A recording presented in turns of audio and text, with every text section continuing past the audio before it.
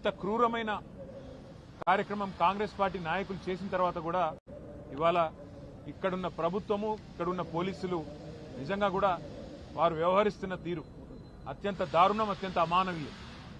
నేను పోలీసు వాళ్ళకు గుర్తు చేస్తా ఉన్నా, ముఖ్యంగా డీజీపీ గారికి అదేవిధంగా సీనియర్ అధికారులుగా ఉండే ఐపీఎస్ అధికారులకు నేను గుర్తు చేస్తా ఉన్నా. అట్లాగే పోలీసు అధికారులు కింది స్థాయిలో ఉండేవాళ్ళు వాళ్ళకు కూడా నేను గుర్తు చేస్తా ఉన్నా. మీకు జీతం ఇస్తున్నది, మీకు జీతాలు ఇస్తున్నది ప్రజల సొమ్ముతో తప్ప కాంగ్రెస్ పార్టీ సొమ్మో రేవంత్ రెడ్డి ఇంట్లో సొత్తో మీకు జీతం ఇవ్వట్లేదు. ప్రజలు ఇచ్చే పైసలతోనే మీకు జీతాలు ఇస్తున్నది ప్రభుత్వం.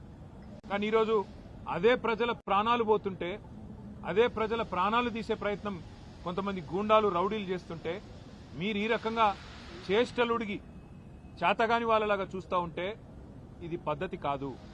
ఇక మేము కూడా మీరు ఈ రకంగానే నిశ్చేష్టులుగా చూస్తుంటే ఏ యాక్షన్ కూడా తీసుకోకుండా ఇట్లనే గమ్మున ఉంటే మరి మేము కూడా తిరగబడే రోజు వస్తుంది. రాష్ట్రం మొత్తంలో కూడా శాంతి భద్రతల సమస్య వస్తుంది. గుర్తుపెట్టుకోండి.